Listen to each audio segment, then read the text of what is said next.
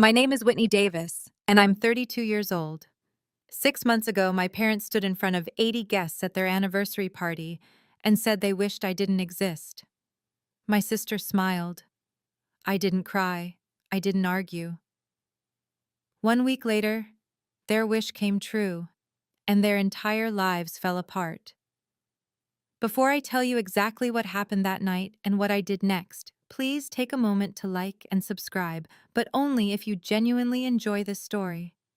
I'd also love to know, where are you watching from and what time is it where you are? Drop a comment below. Let me take you back to that Saturday evening in March. The Grand Cascade Ballroom was decorated with white roses and gold ribbons. Everyone was dressed up, everyone was smiling, and I had no idea that in less than 2 hours, my parents would say the words that would change everything. I should probably start earlier, though, because what happened that night didn't come out of nowhere. It had been building for years. I just didn't want to see it. The week before the party, we had dinner at my parents' house, just the four of us: Mom, Dad, Noreen, and me. Noreen showed up 45 minutes late. No apology, no explanation. She just breezed in, kissed Mom on the cheek, and sat down like nothing had happened. Sorry, she said, not sounding sorry at all. I was working on my business. Mom beamed. Noreen's been so busy. She's expanding her online store. I'd just gotten there on time, like always. I'd even brought dessert, Mom's favorite lemon bars. But nobody mentioned that. How's work, Whitney? Dad asked, cutting into his chicken. Good, I said. Actually, really good. We just closed our Series B funding round. $12 million. Dad nodded absently. That's nice, honey. He turned to Noreen. Have you thought about hiring Whitney to help with your marketing? She's good with numbers. I stared at him. I wasn't a marketer. I was a CFO. But he didn't know the difference. Noreen launched into a complaint about how hard it was to run her store, how the algorithm was against her, how nobody appreciated handmade goods anymore. Mom jumped in immediately. Sweetie, do you need money? We can lend you $5,000. Would that help?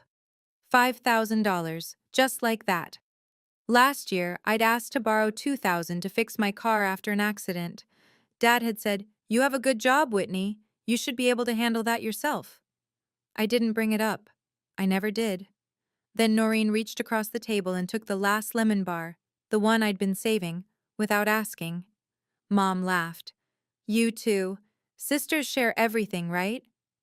I smiled, but I felt something crack inside me. I should have seen it coming. But I still believed that night would be different. I was wrong. The party preparations took over my entire weekend. I spent Saturday booking the final details with the venue coordinator, confirming the menu, and triple-checking the guest list. Sunday, I drove to the ballroom to make sure the seating chart made sense and the floral arrangements matched what Mom wanted. I paid the $3,000 deposit myself. Mom and Dad didn't know. Their credit card had been declined, and I didn't want them to be embarrassed. I just quietly used mine and told them the venue had waived it as a courtesy. Noreen showed up 30 minutes before the guests arrived. She looked stunning, hair perfect, dress perfect, makeup perfect. She immediately pulled out her phone and started posing with Mom and Dad by the entrance. This lighting is amazing, she said, snapping photo after photo. Within minutes, she'd posted to Instagram. So grateful for my amazing parents. Family, first number 35, years strong. The comments poured in. You're so beautiful. What a lucky family. Your parents must be so proud. When the guests started arriving, everyone gravitated toward Noreen. She had that effect. Bright, bubbly, magnetic. Oh my goodness, Noreen, you look absolutely stunning, one of Mom's friends gushed. Your parents must be so proud of you. Nobody asked about me. When Mom introduced us to a couple from Dad's old company, her voice changed. This is Noreen, my baby girl. Warm, affectionate, then almost as an afterthought. And this is Whitney, my older daughter. Flat, matter of fact. Later, when someone wanted a family photo, Noreen positioned herself right between Mom and Dad. I stood off to the side. When I tried to step closer, Noreen shifted, and I ended up half out of the frame. The photographer didn't ask me to move back in. I told myself it didn't matter. But then the speeches started. Halfway through the cocktail hour, my phone buzzed. It was a text from Marcus Thompson, my friend from law school. We'd stayed close over the years. He was one of the few people who really understood my family dynamics. Hey, you asked about setting up that trust fund last year. Still interested? I have the documents ready if you need them. I stared at the message. Trust fund. Right. 8 years ago, when Dad had his heart surgery, I'd set up what I called an emergency fund. The surgery cost $47,000 after insurance. Mom and Dad thought their policy had covered everything. It hadn't. I'd paid the difference quietly, through a series of transfers they never questioned. 5 years ago, when Mom was diagnosed with breast cancer, the experimental treatment she needed wasn't covered by insurance. $28,000. The hospital told her a charitable fund had stepped in. That fund was me. 2 years ago, Noreen had asked Mom and Dad for $15,000 to start her online store. They didn't have it, so they asked me. I gave it to them, and they gave it to Noreen. They promised to pay me back in 6 months. I never saw a dollar of it. There were other things, too. Rent assistance when they'd fallen behind, car repairs, home fixes, little things that added up. I'd never mentioned any of it. I didn't want them to feel guilty. I just wanted them to be okay. Marcus texted again. You're too generous, Whit. Make sure they know what you've done before it's too late. I put my phone away. I didn't know that in less than an hour, I'd be pulling up every single one of those documents. I sat alone at a table near the back of the ballroom. Mom and Dad were at the center of the room, surrounded by guests. Noreen stood beside them, laughing at something someone said. She looked radiant under the chandeliers. Nobody had come to talk to me in 20 minutes. Honey, you okay? I looked up. Aunt Diane, Mom's older sister, slid into the chair beside me. She was one of the few people in the family who ever really saw me. I'm fine, Aunt Diane, I said. Just watching. She followed my gaze across the room. Your parents don't see it, do they? How much you do? I didn't answer. Diane sighed. I've tried talking to Linda about it. She just says you're independent and Noreen needs more support. She shook her head. It's not fair. It's fine, I said automatically. It's not fine. Diane's voice was gentle but firm. You've been taking care of them for years, and they don't even notice. I felt a lump rise in my throat. I swallowed it down. If tonight went like every other family gathering, I'd stay quiet. I'd smile. I'd go home alone and tell myself it didn't matter. But it did matter. If I stayed silent, I'd lose the only thing I had left, my self-respect. I glanced back at my parents. They were posing for another photo with Noreen, all three of them glowing. I wasn't in the picture. Diane squeezed my hand. Whatever happens tonight, just know. I see you. I nodded, not trusting myself to speak. I didn't know yet that Aunt Diane would become the most important witness of the night. Noreen drifted over to my table a few minutes later, champagne glass in hand. Hey, sis, she said brightly. You should mingle more. People are asking where you are. I looked at her. I've been here the whole time. Yeah, but like you're just sitting. She gestured vaguely toward the crowd. You should smile more. It's Mom and Dad's big night. I took a slow breath. Did you ever pay them back that $15,000? Noreen blinked. What? The loan, 2 years ago, for your business. She laughed, a light, careless sound. Oh, that? Dad said don't worry about it. Family helps family, right? So you're not planning to pay it back? She shrugged. I mean, if I make money someday, sure. But right now my business needs every dollar. She tilted her head, smiling. You understand, right? You're good with money. I stared at her. She didn't feel guilty. She didn't even feel awkward. She felt entitled. Anyway, Noreen said, taking a sip of champagne. I should get back. Mom wants more pictures. She paused. You should come, for the family shot. I'll catch the next one, I said quietly. She shrugged again and walked away, her dress swishing behind her. I sat there, hands folded in my lap. Noreen wasn't malicious. She wasn't cruel. She just genuinely believed the world and our parents owed her something, and she'd never been told otherwise. That's when I heard the microphone feedback. Dad was stepping up to the small stage at the front of the room, microphone in hand. The room quieted. Guests turned toward him, smiling, and everything was about to change. "Thank you all for being here tonight," Dad said, his voice warm and steady through the speakers. The room filled with applause. He smiled, looking out over the crowd. 35 years ago, I married the love of my life, and every day since then has been a gift." More applause. Mom stood beside him, dabbing at her eyes with a tissue. Dad talked about their wedding day, about buying their first house, about the challenges they'd faced and overcome together. Then he said, "Linda and I are so blessed. We have 2 daughters." My chest tightened. "Noreen!" His voice shifted, warmer, softer. "Our sunshine. She lights up every room she walks into. She's kind, she's beautiful, she's creative. She's everything we could have hoped for in a daughter." The guests clapped enthusiastically. Noreen stood up, beaming, and gave a little wave. People smiled at her. Someone whistled. Dad waited for the applause to die down. "And Whitney," his tone flattened, back to normal. "Our responsible one. She's always been independent, very self-sufficient." That was it. No warmth, no elaboration, just a single sentence, and then he moved on to thanking the guests for coming. I sat frozen in my chair. Aunt Diane, still beside me, whispered, "Oh, honey." I didn't respond. I couldn't. Around me, people shifted uncomfortably. A few glanced in my direction, then quickly looked away. Noreen was still standing, soaking in the attention. And then Mom reached for the microphone. I thought that was the worst of it, but then Mom took the microphone. Mom's hand trembled slightly as she took the microphone from Dad. "I just want to add one thing," she said, smiling at the crowd. The room was quiet, attentive. "Robert and I have been so lucky." She looked at Noreen, her eyes glistening. "Noreen has brought us so much joy, so much light." She paused. Her smile wavered. "Honestly, sometimes I think—" She stopped, laughed a little. "Sometimes we wish Noreen was our only child.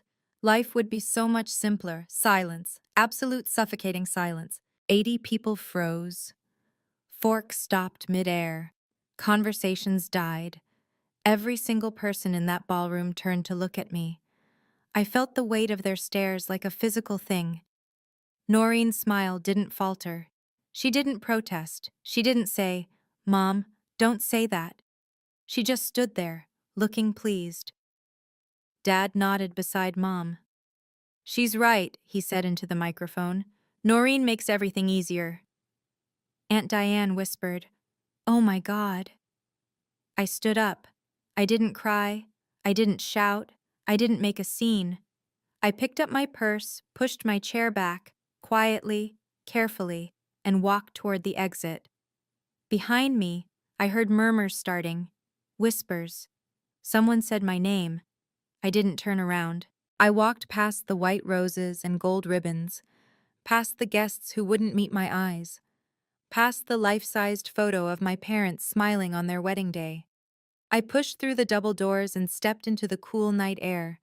My hands were shaking. My heart was pounding. But I wasn't crying. I walked out of that ballroom, and I never looked back. But before I left the parking lot, I did one thing. I sat in my car in the parking lot, hands gripping the steering wheel. The engine was off. The night was quiet except for the muffled sound of music from inside the ballroom. My hands were shaking, but my mind was clear. They got their wish. Starting now. I pulled out my phone and texted Marcus.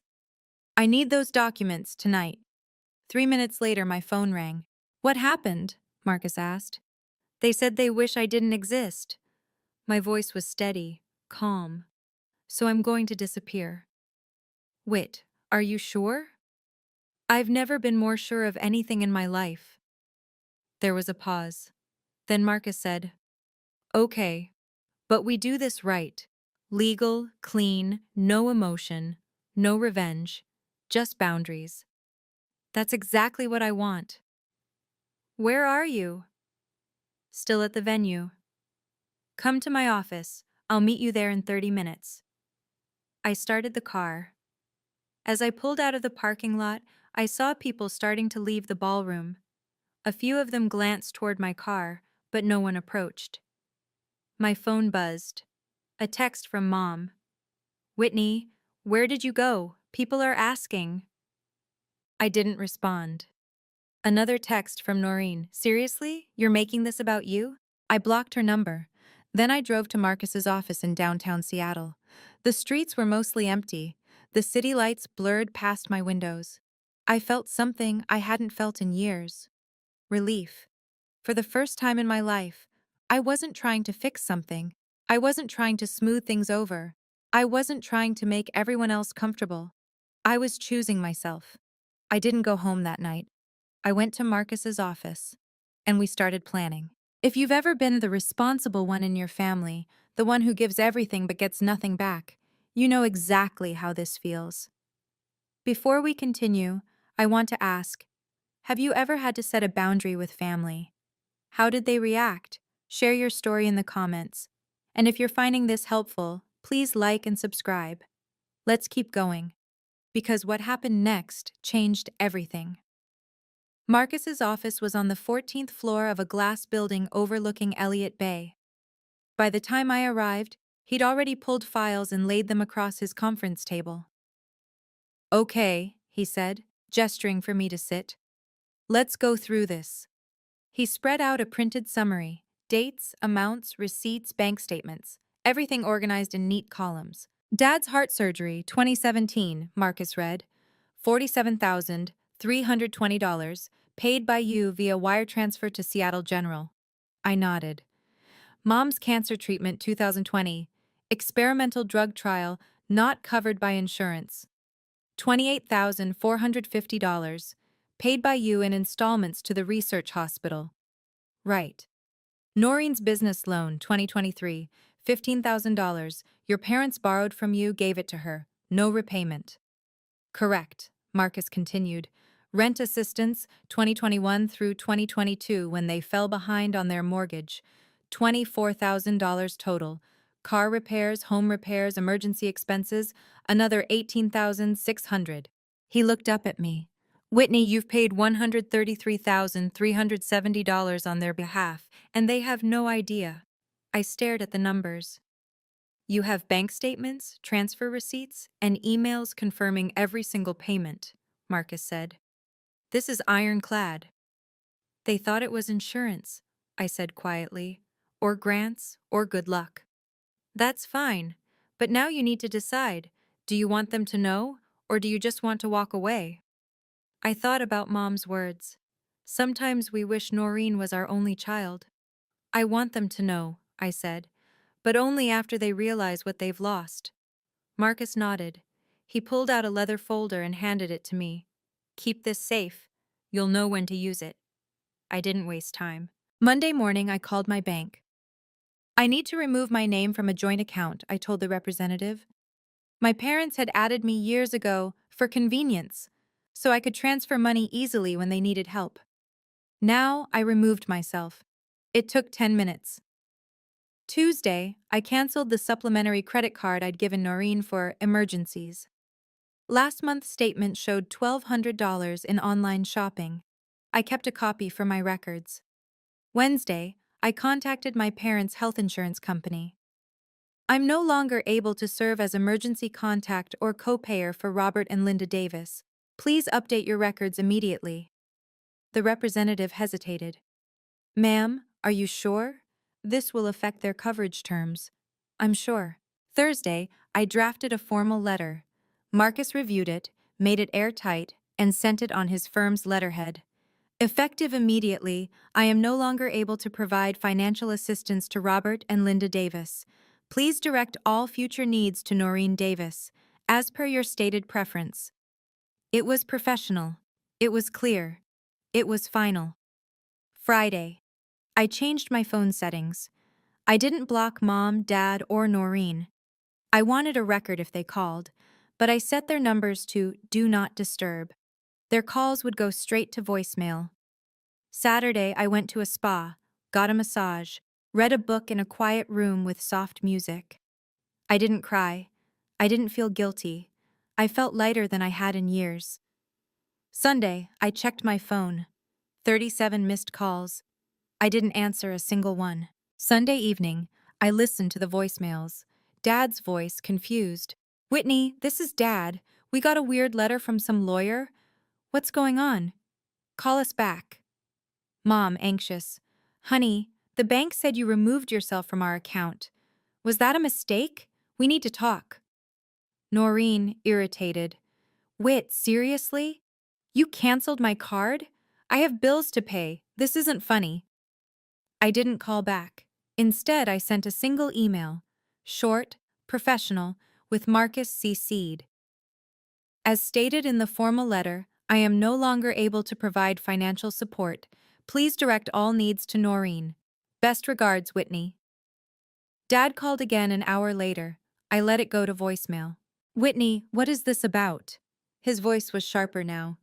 "You're being childish. We're family. You can't just cut us off over something your mother said. She didn't mean it." I deleted the voicemail. Mom texted, "Please call me. I don't understand what's happening." I didn't respond. Noreen sent a string of texts. "Are you seriously doing this? You're being so dramatic." "Mom's crying because of you." I muted the conversation. They still didn't understand. But they were about to. On Tuesday, the first bill arrived. Dad called me, his voice strained. "Whitney, I just got a hospital bill for $4,200 for my cardiology appointment. They're saying it's not covered." I didn't answer. He left another voicemail. "The insurance company said something about a third-party payer being terminated. What does that mean? Did you do something?" I saved the voicemail, but I didn't call back. By Wednesday, Mom had received her bill too. They called Noreen. And that's when everything started to unravel.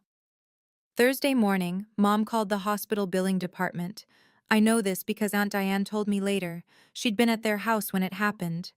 "There must be a mistake," Mom said into the phone, her voice shaking. "My cancer medication has always been covered. There's a charitable fund." The billing coordinator interrupted her. "Ma'am, the fund you're referring to was a private arrangement. It's no longer active." "What do you mean, private arrangement?" "I'm not authorized to disclose the details, but as of last week, payments have ceased. You'll need to make alternative arrangements." The bill was $1,800 for 1 month of medication. Dad's cardiology bill was $4,200. Together, they owed over $6,000 in medical expenses they'd thought were covered. Dad called their insurance company. "Why isn't this covered?" he demanded. The representative explained patiently. "Sir, your co-pay portion has always been covered by a third-party payer. That arrangement has been terminated." "What third party?" "We're not authorized to disclose that information." Dad hung up. He stared at Mom. "It was Whitney," Mom whispered. "Wasn't it?" They sat in silence. Then Dad picked up the phone and called Noreen. "Honey," he said, his voice tight, "we need help. Can you cover these bills temporarily? Just until we figure this out." There was a long pause. "How much?" Noreen asked. "About $6,000 this month." Noreen's voice went high. "What? Dad, I don't have that kind of money." "But you said your business was doing well." "I mean, I'm working on it, but I can't just pull $6,000 out of nowhere." "What about the $15,000 we gave you?" Silence. "That's invested in inventory," Noreen said finally. "I can't touch it." That's when Aunt Diane called me, and everything changed. I was at work when Aunt Diane called. "Whitney," she said, "I'm at your parents' house. You need to hear this." I could hear voices in the background. Dad's raised and frustrated. Mom's tearful. "What's going on?" I asked. "Your parents just realized Noreen can't help them, and they're panicking." I heard Dad's voice. So you can't help us at all? Noreen, crying now. I'm sorry, I don't know what to do. Can't you ask Whitney? She won't answer our calls, Mom said. Well, Noreen's voice cracked. Maybe you shouldn't have said what you said at the party. Silence. Then Mom, very quietly. What? You said you wished I was your only child, Noreen said, in front of everyone. What did you think would happen? I heard Mom start to cry. Aunt Diane spoke into the phone. They're starting to understand, but they need to hear it from you. I'm not ready, I said. I know, but I think Sunday dinner might be the time. Let them see the proof. Let them understand what they've lost. Why would I do that? Because if you don't, they'll never learn, and Noreen will keep playing victim. I was quiet for a long moment. I'll think about it, I said. Bring Marcus, Diane said, and bring your documents. After we hung up, I sat at my desk, staring at my computer screen. Part of me wanted to let them figure it out on their own, let them struggle, let them feel what I'd felt. But another part of me, the part that still loved them despite everything, wanted them to know the truth. Not for them, for me. I agreed, but I had one condition. Marcus had to be there. This is the moment where everything shifts. If you've ever wondered whether setting boundaries actually works, or if it just makes things worse, keep watching. Because what happens next proves that sometimes the most powerful thing you can do is step back and let people face the consequences of their own choices. Drop a comment. Have you ever had to let someone figure it out on their own? Hit like if you're still with me, and let's see how this unfolds. Saturday afternoon, Aunt Diane called again. Sunday dinner, she said. Your parents want to talk. They're desperate, Whitney. They still don't fully understand, but they're starting to. What did you tell them? I asked. Nothing specific. Just that they need to listen to you, really listen. I hesitated. Honey, Diane said gently, they don't even know what you've done for them. They think you're just being petty about a comment. They have no idea. Maybe they don't deserve to know. Maybe not. But you deserve to tell them. Not for them. For you. I thought about it. If I come, I said slowly, Marcus comes with me, and I bring proof. Agreed. And I'm not going to sugarcoat anything. I wouldn't expect you to. Sunday arrived too quickly. I dressed carefully, professional, composed, a navy blazer, simple jewelry. I wanted to look like someone who had their life together, because I did. Marcus met me in the driveway of my parents' house. He carried a leather briefcase. You ready? He asked. No, I said. But let's do it anyway. We walked up to the front door together. Through the window, I could see them sitting at the dining table. Mom, Dad, Noreen. They looked tired, stressed, good, I thought. Then immediately felt guilty for thinking it. Aunt Diane opened the door before I could knock. Thank you for coming, she said quietly. I stepped inside. Mom looked up. Her eyes were red. Whitney. Dad stood. We need to talk about this. You can't just... Sit down, I said. My voice was calm, steady.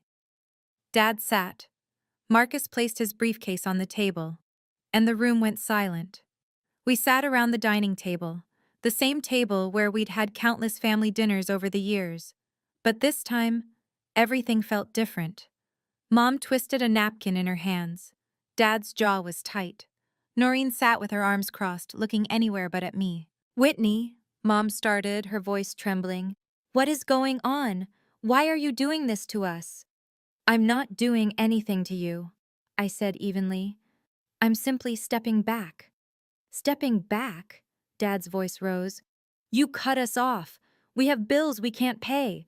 The hospital is threatening to send us to collections. Then ask Noreen. I looked at my sister. You said you wished she was your only child. Mom flinched. That was just... I didn't mean it like that. How did you mean it? She opened her mouth, closed it. No words came out. Noreen shifted uncomfortably. Whit, come on. Mom says stuff like that all the time. You're being too sensitive. I turned to her. Do I? She blinked. What? Am I being too sensitive? Or are you just used to getting everything you want? That's not fair. You owe them $15,000, I said calmly. Have you paid any of it back? Noreen's face flushed. I'm working on it. For 2 years? My business— Your business is failing, I said. Not cruelly, just factually. And they keep bailing you out. Whitney, that's enough, Dad said sharply. I looked at him. Is it? Marcus cleared his throat. Mr. and Mrs. Davis, I think you need to see something. He opened his briefcase and pulled out a folder. Mom stared at it. What is that? Marcus placed it on the table. This is a financial summary, notarized and verified. The room went completely still. Marcus opened the folder and spread the documents across the table. This is every payment Whitney has made on your behalf over the past 8 years, he said. Dad leaned forward. What? Marcus read from the summary, his voice professional and clear. Dad's heart surgery, 2017, $47,320, paid by Whitney Davis via wire transfer to Seattle General Hospital. Mom's hand flew to her mouth. Mom's cancer treatment, 2020, experimental drug trial, $28,450, paid by Whitney in 6 installments to the University of Washington Medical Center. Dad stared at the papers. But the hospital said, Noreen's business loan, 2023, $15,000, never repaid. Noreen's face went pale. Marcus continued, rent assistance, 2021 through 2022, when you fell behind on your mortgage, $24,000 total. Miscellaneous expenses, car repairs, home repairs, emergency costs, $18,600. He looked up. Total, $133,370. The silence was deafening. Mom looked at me, tears streaming down her face. Whitney, you paid for all of this? Yes, I said simply. But the insurance, the hospital said there was a fund. I was the fund. Dad's voice was barely a whisper. Why didn't you tell us? Because I didn't want you to feel like you owed me, I said. I just wanted you to be okay. Noreen stared at the documents. I didn't know. Didn't. I know you didn't. I looked at her. But you also never asked. Aunt Diane, standing in the doorway, spoke quietly, and you thanked her by saying you wished she didn't exist. Mom started sobbing. Mom reached across the table toward me. Whitney, I'm so sorry. I didn't know. I didn't mean what I said. I didn't take her hand. You said it in front of 80 people, I said quietly. You meant it. No! Mom shook her head frantically. We were just trying to make Noreen feel special. She's had such a hard time. And I haven't? The question hung in the air. Dad spoke up. Whitney, we've always known you were strong, independent. You didn't need us the way Noreen did. I did need you, I said. My voice didn't waver. I just stopped asking, because every time I did, you said no. Dad looked away. I've spent 8 years making sure you were okay, I continued. I never asked for thanks. I never asked for recognition. But I also never expected to be told I shouldn't exist. Mom was crying harder now. Please, we need you. No, I said. You need money, and you have another daughter. Noreen's voice was small. Whit, I can't. Then figure it out, I said, looking at her. Together. That's what you wanted, right? Just the 3 of you. That's not what we meant, Dad started. But it's what you said. I stood up. And words matter. Mom grabbed my arm. Please don't leave. We can fix this. I gently removed her hand. I'm not leaving. I'm setting a boundary. Marcus stood as well, gathering the documents, which brings us to the next item. He pulled out another folder. Dad's eyes widened. What is that? A formal agreement, Marcus said, defining Whitney's boundaries going forward. Marcus laid the document on the table. This is a boundary agreement, he explained. It states that Whitney is officially withdrawing from all financial obligations to this family. Dad stared at it. You can't be serious. I'm completely serious, I said. Marcus continued. No co-signing loans, no emergency funds, no temporary help. If you need financial assistance in the future, you'll go through proper channels, banks, insurance companies, social services. But we're family, Mom said, her voice breaking. Family doesn't say they wish you didn't exist, I replied. The words landed like stones. Dad leaned back in his chair. We made a mistake. Can't you forgive us? Maybe someday, I said, but not today, and not until you understand what you did. I picked up the pen Marcus offered me. My hand was steady as I signed my name at the bottom of the document. Marcus notarized it with his seal. This is legally binding. Whitney is no longer financially responsible for any member of this family. Noreen was crying now too. Whit, please. You'll figure it out, I said, not unkindly. You're resourceful. You'll find a way. I looked at my parents. I'll be in touch when I'm ready. Until then, please respect my boundaries. Mom reached for me again, but I stepped back. I love you, I said, but I can't keep doing this. I can't keep sacrificing myself so you can pretend everything's fine. Dad's face crumpled. Whitney. Goodbye, I said softly. I walked out of the dining room. Marcus followed. Aunt Diane met me at the door. You okay? She whispered. I don't know, I admitted. But I did the right thing. She hugged me. I'm proud of you. I walked out to my car. The afternoon sun was bright, almost blinding. Marcus stood beside me in the driveway. You did good in there. Did I? My voice sounded distant to my own ears. Or did I just blow up my family? They blew it up, he said firmly. You just stopped cleaning up the mess. I leaned against my car, suddenly exhausted. Aunt Diane came out a moment later. She handed me a bottle of water. Drink. You look pale. I took a sip. How are they? Shocked, crying, starting to understand, I think. She paused. Noreen asked if you'd ever forgive her. What did you tell her? That it's not about forgiveness right now. It's about change. I nodded slowly. Whitney, Diane said gently, you feel lighter, don't you? Even though it hurts. She was right. I did feel lighter. For the first time in 8 years, I wasn't carrying the weight of their problems. I wasn't lying awake at night worrying about their bills. I wasn't checking my bank account to see if I could afford to help them again. I was free. Call me if you need anything, Diane said. And for what it's worth, I'm proud of you. What you did in there took more courage than most people have. I hugged her. Thank you. For everything. I got in my car and drove home. On the way, something strange happened. I started crying, not from sadness, but from relief. Years of tension, of trying to be enough, of hoping they'd see me, it all released at once. By the time I pulled into my driveway, I felt emptied out, but also, somehow, whole. I thought that was the end, but it was just the beginning. 1 month later, Aunt Diane called with an update. Your parents hired a financial advisor, she told me. They're restructuring everything. How's it going? I asked, genuinely curious. Hard. They had to sell Dad's second car. They switched to a cheaper insurance plan. Your mom's applying for Medicaid assistance for her cancer medication. I felt a pang of guilt. Then reminded myself, this isn't my responsibility anymore. And Noreen? I asked. Diane sighed. She closed her online store.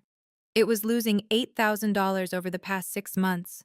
She got a part-time job at a retail store in Bellevue. How's she handling it? Better than I expected, actually. I think reality is finally setting in.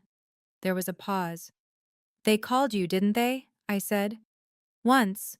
Your dad left a voicemail. Did you listen to it? I had.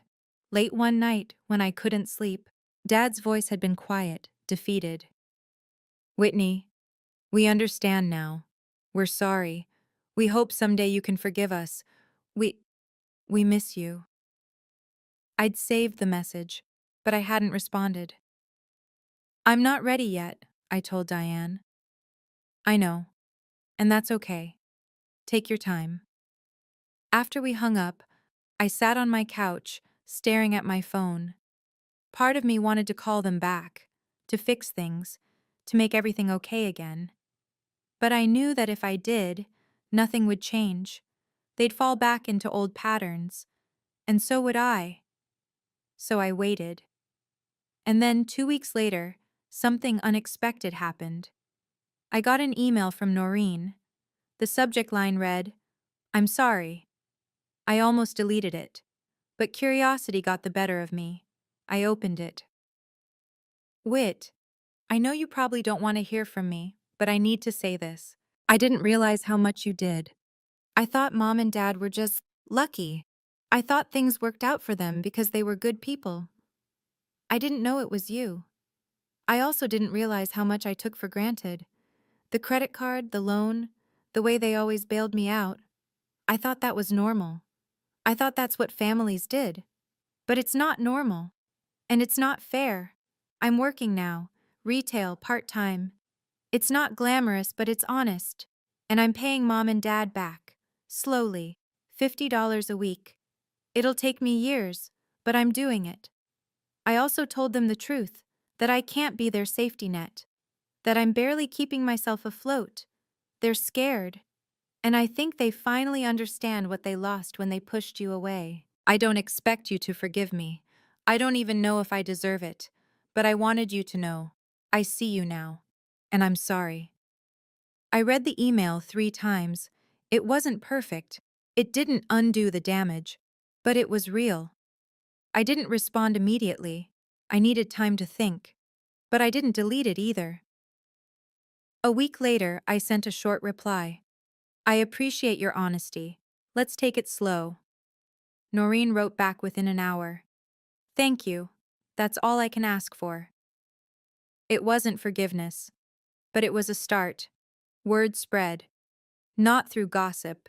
At least, not malicious gossip. Aunt Diane had quietly explained the situation to a few close family friends. Not to shame my parents, but to help people understand why I'd stepped back. And once people knew, the dynamic shifted. One of Mom's closest friends called me. Whitney, I had no idea what you'd been through. I'm so sorry we didn't see it. Another guest from the anniversary party sent a message. I was there that night.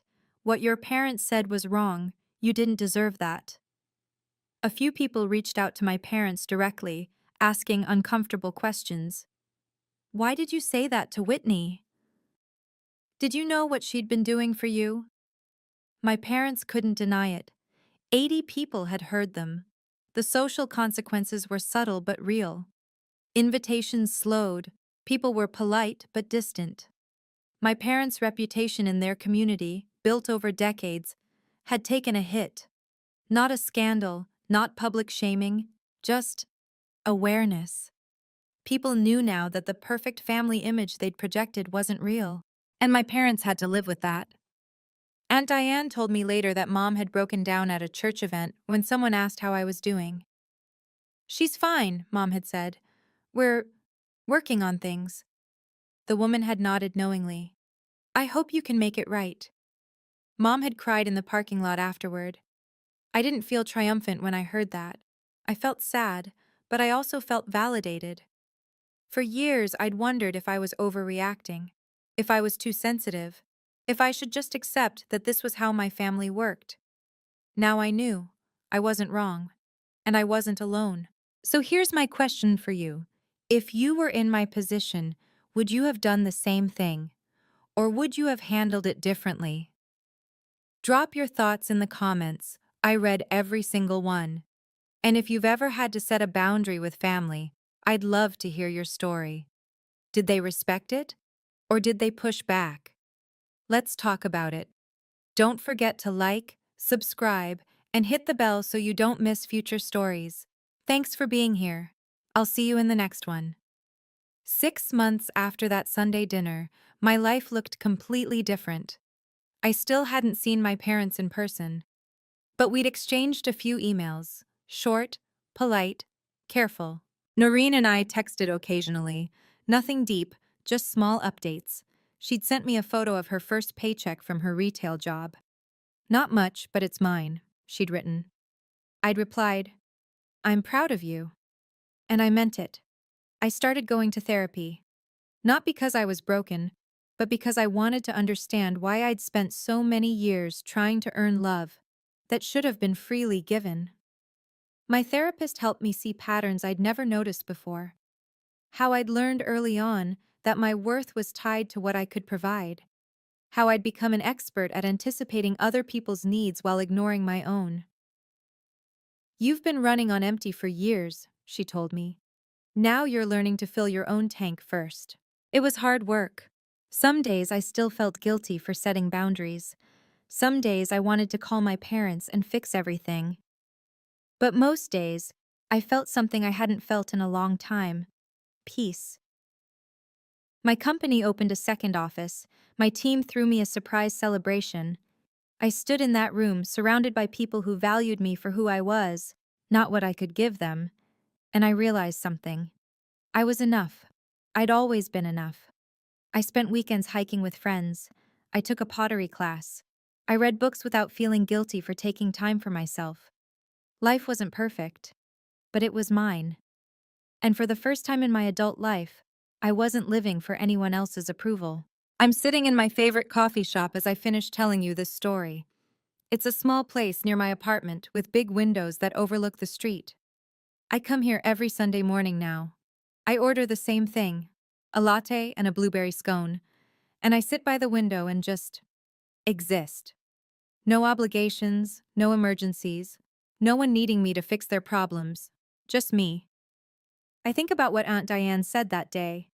They blew it up. You just stopped cleaning up the mess. She was right. I didn't destroy my family. I just stopped hiding the cracks. Here's what I've learned. You can't love someone into changing. You can't sacrifice yourself to make someone else feel whole. And sometimes the kindest thing you can do for someone is let them face the consequences of their own actions. My parents are learning to manage their finances. Noreen is learning responsibility. And I'm learning that my worth isn't measured by how much I give. Will I ever fully reconcile with my family? I don't know. Maybe. If they truly change. If they show me, through actions, not words, that they understand what they did. But if they don't, I'll be okay. Because I finally learned the most important lesson. I don't need their approval to know I'm enough. So that's my story. If you've made it this far, thank you for listening. I'd love to know, have you ever had to choose between keeping the peace and keeping your self-respect? What did you do? Let me know in the comments. And if this story resonated with you, please share it with someone who might need to hear it. Sometimes the bravest thing you can do is walk away.